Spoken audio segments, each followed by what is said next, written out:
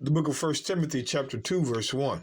Paul writes, I exhort, therefore, that first of all supplications, prayers, intercessions, and giving of thanks be made for all men. See, they're all men. See, look at this.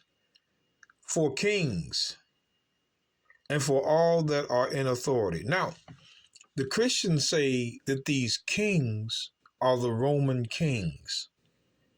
So Paul is saying, pray for these kings. Now I want to go to Daniel 2 and 10 real quick. Daniel 2 and 10. I just want to show you something in Daniel 2 and 10 real quick. It says this. It says, the Chaldeans answered before the king and said, there is not a man upon the earth that can show the king's matters. Therefore, there is no king, lord, nor ruler that asked such things at any magician or astrologer or Chaldean. So what I want you to see is that king, lord, and ruler is the same thing. A king is the same as the Lord. The Lord is the same as a ruler. Now notice that Lord is in a lowercase l. That's man. A king is man and a ruler is man. So a king, Lord, and a ruler is the same thing. They mean the same. So tell me why the book of Acts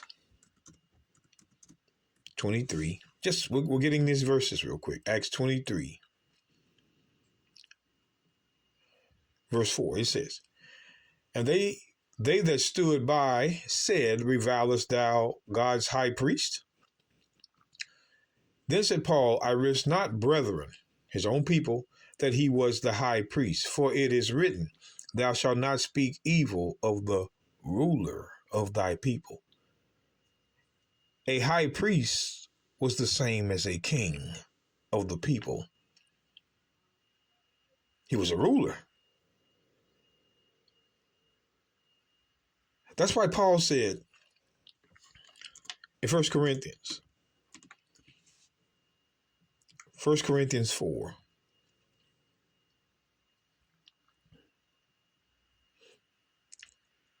verse 7, it says, for who maketh thee to differ from another? ?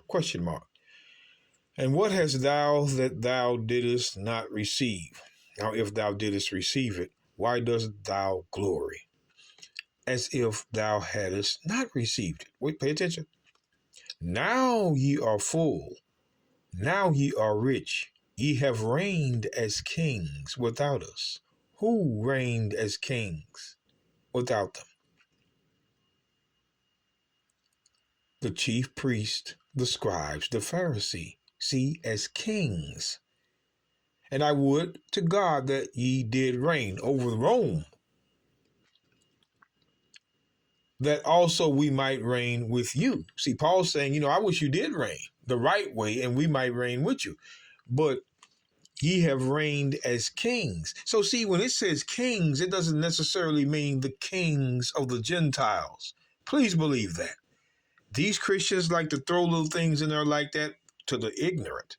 But to us, we know that the rulers of Israel were kings in their own right. So we go back. I just want you to see this. 1 Timothy. Every verse has to be considered. 1 Timothy 2, verse 2 again. For kings. Now, who would these kings be? Would they be the kings of the Gentiles or the kings or rulers of Israel? The Pharisee, chief priests, and scribes. Got to think now. But watch. And for all that are in authority, that we may lead a quiet and peaceable life in all godliness and honesty. For this is good and acceptable in the sight of God our Savior. Oh, here comes the bombshell. Who will have all men to be saved and to come to the knowledge of the truth. There's their verse. From verse 2 and verse 4 is what they want you to see. Pray for these kings, other kings of other nations. No, it was the kings of your own people, the rulers of your own people you were to pray for. But who will have all men to be saved and to come to the knowledge of the truth. This is their verse. So they say that we don't accept the Bible as written because it says all men to be saved. So accept it as written. It says all men. But what we want you to do, before we can accept verse 4, let's drop down to verse 5. For there is one God, one mediator between God and men, that man, Christ the Messiah. Here's our verse. Come here. Here's our verse. Who gave himself a ransom for all, to be testified in due time. Now,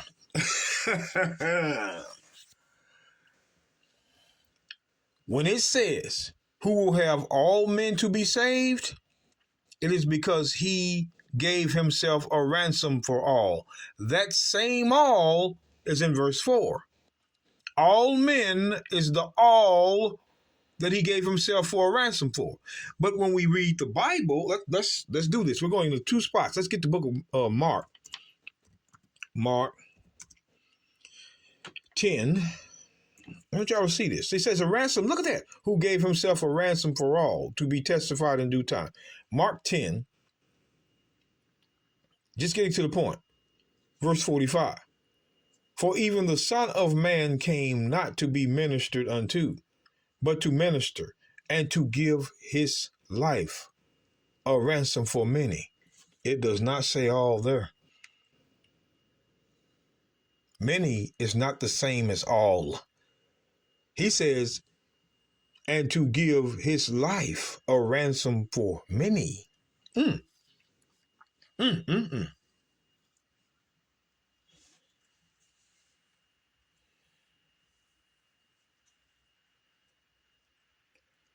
See, this is why they didn't want to come down to this verse. Verse 6. Let's go back. Ransom for many, huh? See, again, come on down to verse 6 and prove verse 6, because we know if we're going off verse 6, who gave himself a ransom for all. That's the all men to be saved, to be testified in due time. But yet, when we go back to Mark 10:45, watch this.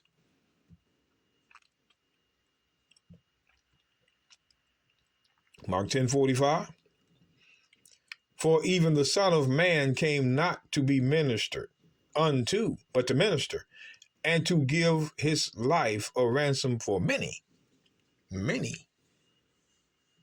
The question is, the many of who? Who, boy? See, here's where it's going to get heavy at. The book of Luke chapter 2, verse 34. And Simon blessed them and said and Simon blessed them and said unto Mary his mother, Behold, this child which is Christ is set for the fall and rising again of many in Israel. It is not the many of all nations. Christ was sent. Set means he was set, ordained for the fall of Israel and the rising again of many in Israel. God sent him to the many in Israel, and for a sign which shall be spoken against. So now we're looking at the fall or rise again of many. This is it. This kills the Christians. Many in Israel, many in Israel, many in Israel. So when you go back down to Mark 10:45, for even the Son of Man came not to be ministered unto, but to minister and to give his life a ransom for many. It doesn't say all there. It says many. The many of who? Israel. So why do, look, I want to show you, brothers and sisters, Christ said for many, and he was only sent for the many of Israel. So when it says, who gave himself a ransom for all who? This is the same all that's in this verse here. All to be saved, he gave himself a ransom for all. But all we saw him give a ransom to is Israel. For many, the many in Israel, that's what we were sent to. So which one is it?